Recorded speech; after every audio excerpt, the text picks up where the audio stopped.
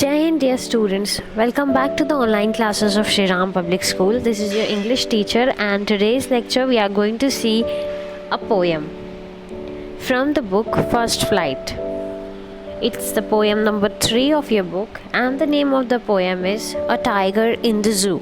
It is written by Leslie Norris. Have you ever seen a tiger in the zoo? How does it behave? It's usually very calm and quiet, and it does not respond to people around. Why? Because that is not the original place, that's not the natural habitat of a tiger. And when you place the tiger in the zoo, in the cage, it feels miserable. Before starting the poem, let us go through the introduction of the author, and then I'll tell more about the poem. About the author. This is your poet, Leslie Norris. He was a Welsh poet, and he was also a short story writer. Welsh means he was born in Wales. In 1921, Leslie Norris has decided at a very early age that he would become a poet. He was very much interested in the poems of Daniel Thomas and Vernon Watkins.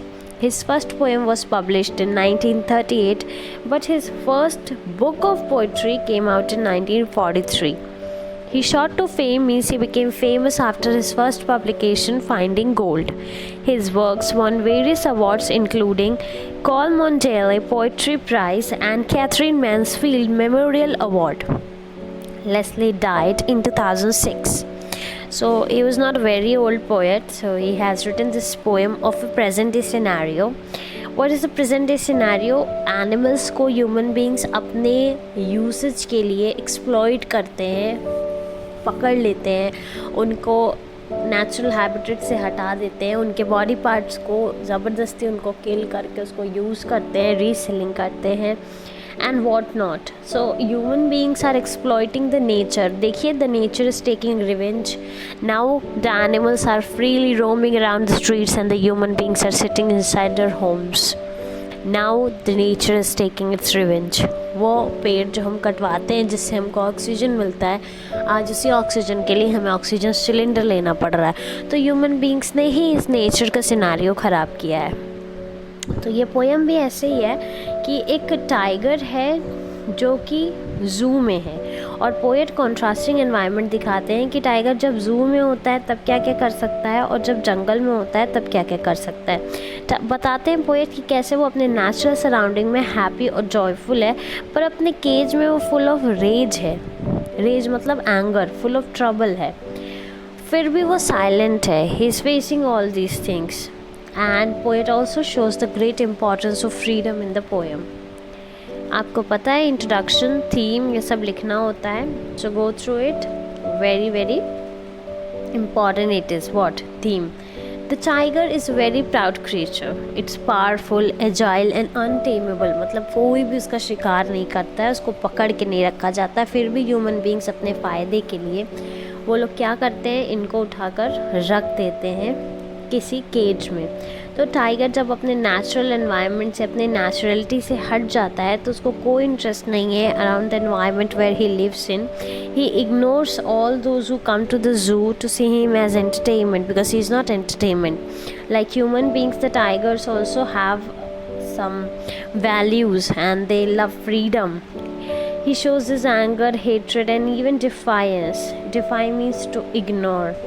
About in his rage here. Human progress हम लोग कर रहे हैं, पर आपको पता होना चाहिए human progress should not be at the cost of destroying the natural habitat of these animals. किसी को भी, आपको पता है ये तो कॉन्स्टिट्यूशन में भी लिखा है कि आपका फ्रीडम वहीं तक है जहाँ से किसी दूसरे का फ्रीडम स्टार्ट होता है.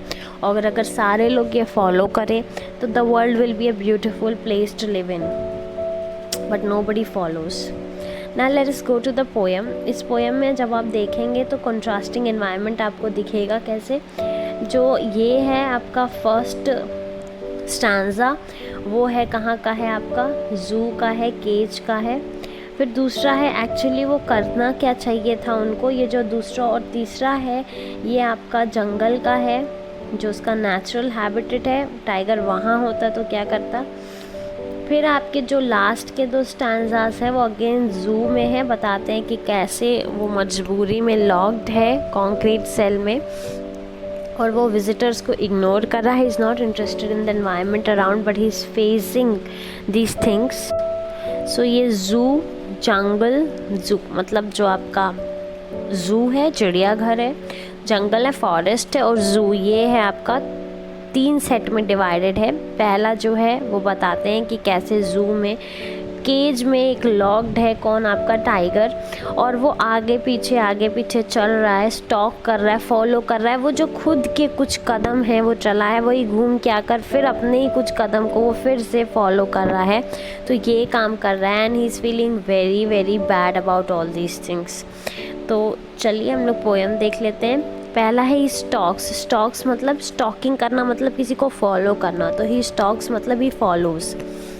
फॉलो क्या करता है? The few steps of his cage. वो जो कुछ कदम अपने केज में वो चला है वही वो घूम के आके फिर वही कदम को फॉलो करता है और वहीं बार बार, क्योंकि उतनी केज में उतनी दूरी में वो लॉक्ड है तो उतनी दूरी में वो बार बार चल रहा है. और बीच में बोला गया इन हिज विविड स्ट्राइप्स. तो ये जो विविड स्ट्राइप्स है वो बताया है कि कैसे टाइगर केज में हो या कहीं भी, वो जो विविड है इस वर्ड का मतलब ब्राइट होता है, कैसे अभी भी उसका अपीयरेंस ब्राइट है, ब्यूटीफुल. उसकी स्ट्राइप्स जो हैं वो कितनी ब्यूटीफुल है, वो कितना ऑनरेबल क्रिएचर है. बट उसको कहाँ रखा गया है? केज में रखा गया है. तो पहली 2 लाइन ध्यान से देखिए. He stalks in his vivid stripe. वो पीछा करता है अपने विविड स्ट्राइप में, जो उसका ब्यूटीफुल ब्राइट सा लुक है उसमें वो पीछा करता है. किसका पीछा करता है? वही कुछ कदम अपने केज के, वो जो केज है उसका जिसमें वो लॉक्ड है उसी के कुछ कदमों को वो फॉलो करता है. On pads of velvet quite. और आपको पता है कि जो ये कैट फैमिली के एनिमल्स होते हैं उनके जो पॉज होते हैं वो बहुत ही ज़्यादा सॉफ्ट होते हैं. तो नॉइज़ नहीं, वो लोग खटर खटर का साउंड नहीं करते हैं आते समय. जैसे आप हॉर्स फैमिली देखेंगे तो वो लोग चलते हैं तो नॉइज़ होता है, बट कैट फैमिली बहुत साइलेंटली आती है. तो उनका जो पैर है, पॉज है, वो वेलवेटी हैं. They are like padded feets and they are velvety, they are very quiet. उसके बाद कहते हैं इन हिज क्वाइट रेज. और पोएट क्या कहते हैं? अपने क्वाइट रेज में. ये जो क्वाइट रेज है ये क्वाइट इंपॉर्टेंट लाइन है. क्यों? मीनिंग सारी है यहाँ पर, तो आपको इसके लिए परेशान होने की ज़रूरत नहीं है. तो क्वाइट मतलब शांत और रेज मतलब गुस्सा. तो क्या कभी आपने सुना है कि कोई शांत और गुस्सा कर सकता है? शांत से गुस्सा? No, that is not possible. तो शांत से गुस्सा क्या है? 2 ऑपोजिट वर्ड्स एक साथ लिखे हुए हैं. इसको एक पोएटिक डिवाइस कहते हैं, इसको ऑक्सीमोरॉन कहते हैं. क्या कहते हैं? ऑक्सीमोरॉन कहते हैं. देखिए यहाँ पर ऑक्सी, MORON, ये एक ही वर्ड है. ये इसका मतलब क्या होता है? जब 2 ऑपोजिट जो वर्ड हैं उनकी जो 2 ऑपोजिट मीनिंग है एक साथ लिखे गए हों to give meaning a third meaning. यहाँ पर थर्ड मीनिंग क्या है कि कैसे जो टाइगर है वो मजबूर है. टाइगर क्या है? वो मजबूर है, इसलिए उसके अंदर का जो रेज है वो गुस्सा है उसको भी वो सह लिया है. ये आपका first stanza. He should be lurking in Shadow. और एक्चुअली उसको करना क्या चाहिए? ये सिनेरियो है उसके नेचुरल हैबिटेट का. तो लर्किंग मतलब झांकना होता है. To look from behind something. तो ट्री वगैरह लॉन्ग ग्रासेस के शैडो जो है उसके पीछे उसको छुपा होना चाहिए. आप देखे होंगे कि अक्सर भी जब भी एक पॉन्ड होता है, पॉन्ड के पास कुछ एनिमल्स जो है पानी पी रहे होते हैं तो घास, थोड़ी सी हिलती हुई घास आती है बट पता नहीं चलता, साउंड नहीं होता है. फिर अचानक से एक टाइगर जो है वो जंप करता है और किसी एक एनिमल को खा जाता है. तो यहाँ पर यही कह रहे हैं कि वो कहीं पर छिपा होना चाहिए और किसी शैडो के पीछे से वो झांक रहा होना चाहिए. क्या झांकेगा?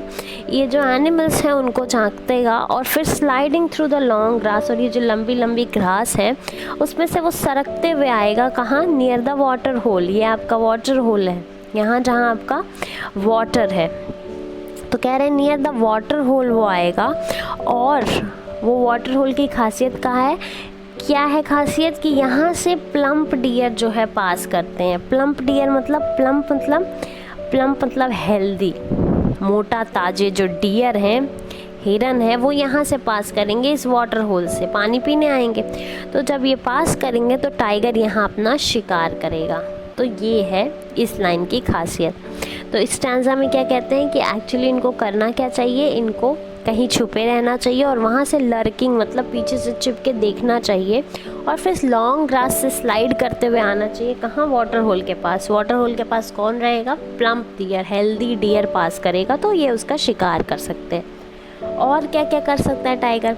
आपको पता है विलेजेस कैसे होते हैं? ये जंगल है आपका, यहाँ से बीच से एक रोड गई है, अभी भी हाईवे वगैरह जाता है, तो यहाँ पे पेड़ हैं बहुत सारे, और यहाँ पेड़ हैं और यहाँ पे विलेज है।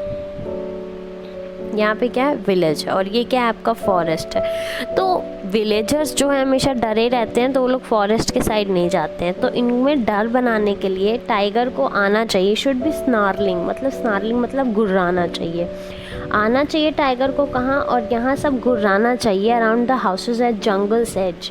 इस जंगल के किनारे पे आकर टाइगर को क्या करना चाहिए? गुर्राना चाहिए। और गुर्राने की ज़रूरत क्या है अभी बताते हैं। और कैसे गुर्राना है? Bearing his wide fans and clause. Fans यहाँ पर क्या है? टीथ। क्लॉज क्या है? जो पैर के नाखून होते हैं। आपको पता है कि कैट फैमिली में वो लोग नाखून तभी ओपन करते हैं जब कोई डर या कोई आशंका या शिकार करना होता है, अदरवाइज उनके नाखून जो हैं वो पॉज में रहते हैं, अंदर रहते हैं। तो कह रहे हैं baring means to let out. Bare footed मतलब जब अनकवर्ड हो, तो अनकवर करना चाहिए उसको क्या? अपने सफ़ेद दांत, अपने नाखून, और विलेजर्स को टेरराइज करना चाहिए। तो क्या ये सही है कि किसी को डराए? नहीं सही है। पर क्यों यहाँ पर सही है और क्यों पोएट यहाँ पर ये बात करते हैं? क्योंकि जो विलेजर्स हैं, जो ह्यूमन बीइंग्स हैं, जब तक उनमें डर नहीं होगा तो ये आराम से फॉरेस्ट में जाकर फॉरेस्ट के रिसोर्सेज और एनिमल्स को हार्म कर सकते हैं। अगर टाइम से टाइगर जंगल के एज पर आकर इनको टेरराइज करता रहेगा, डराता रहेगा, तो इनकी हिम्मत नहीं होगी इन ह्यूमन बीइंग्स की कि वो जंगल की तरफ जाएं। तो ह्यूमन बीइंग्स में भी डर बहुत नेसेसरी होता है, इसके लिए यहाँ पर टेरराइजिंग द विलेज ज़रूरी बताया गया है। ठीक है, तो ये इसके साथ आपका जो थर्ड स्टांजा है वो ओवर होता है। ठीक है, अब ज़ू फॉरेस्ट हो गया आपका। फिर से वापस से आते हैं ज़ू में। ज़ू में कहाँ पर है वो? एक कंक्रीट सेल में लॉक्ड है।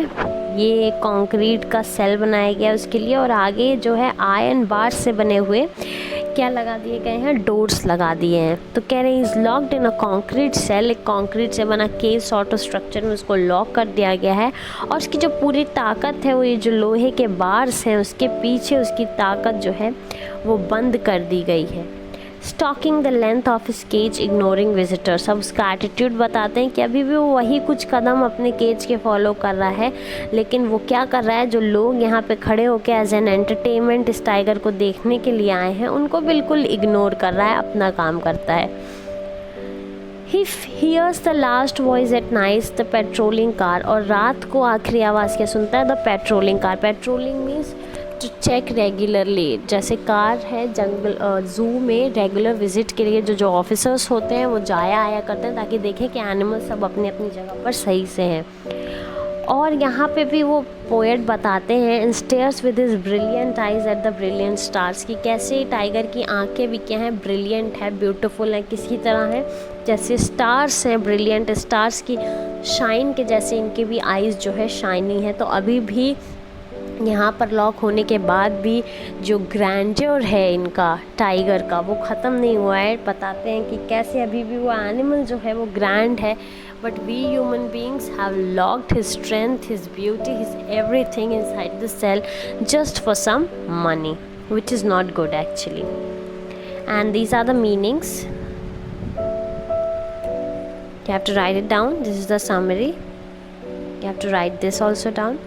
Now extract based questions. You people don't know how to answer question. तो देखिए क्वेश्चन एक्सट्रैक्ट बेस्ड क्वेश्चन तो छोटे छोटे होते हैं। आपको बस हु इज़ ही, तो he is tiger, he use हुआ है तो इसका मतलब यहाँ कौन सा पोएटिक डिवाइस है? पर्सोनिफिकेशन। एनिमल्स के लिए हम लोग इट यूज़ करते हैं, पर यहाँ पर ही यूज़ हुआ है मतलब इसको पर्सोनिफाई किया गया है।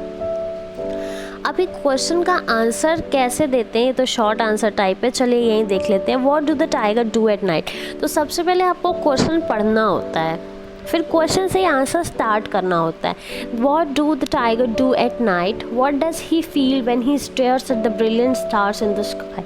तो रात को टाइगर क्या करता है, तो आखिरी स्टैंजा तुरंत आपके मन में आ जाना चाहिए कि रात को वो पेट्रोलिंग कार देखता है और अपने ब्रिलियंट आइज से ब्रिलियंट स्टार को देखता है. तो what do the tiger do at night, the tiger hears, tiger calmly बैठा हुआ है, तो यहाँ से शुरू कर सकते हैं. The tiger hears the last voice of the patrolling cars moving at night. ठीक है, तो ये पॉइंट आपको इंक्लूड करना है. अब इसको सेंटेंस में कैसे लिखना है, what do the tiger do at night. At night the tiger hears the sound of the patrolling cars which move around in the zoo. Otherwise आप एट नाइट या द टाइगर से ना शुरू करके पेट्रोलिंग कार को subject बना सकते हैं. The patrolling car move around and the tiger hears its voice at the night. What does he feel? He feels very, very oppressed. He feels very helpless. So आपको इसको लिखना कैसे है, he or the tiger feels very helpless when he stares at the brilliant stars in the sky. He sees the open sky which is free, which is vast, which is endless, and then he sees his condition, his limits. He's limited in that cage, in that walls. So this is how you need to frame the answer. Whenever you write the answer, you just have to read the question. Question पूछा क्या है, और आप जब पहली line से दूसरी line लिखते हैं तो उसमें आपको ध्यान देना है कि आपको उस क्वेश्चन से स्टिक होकर ही लिखना है. जो क्वेश्चन में था उसी का आंसर देना है. अपने पोएम तो आपको पूरी पता रहेगी, पर आपको अपने जो रास्ता है उससे नहीं भटकना है, जो क्वेश्चन है उससे नहीं भटकना है. You have to stick to your points. For today, this is it. I'll make a separate video on how to write the answers, how to frame perfect answers of literature. We'll see that very soon. That's all for today. Thank you. Have a good day. And remember, homework, you have to write everything. 2 lines लिख लीजिएगा about the author का. Introduction छोड़ दीजिएगा अगर मन करे, नहीं मन करे तो. Theme important है, word meaning, summary और question answer important है. That's all. Thank you.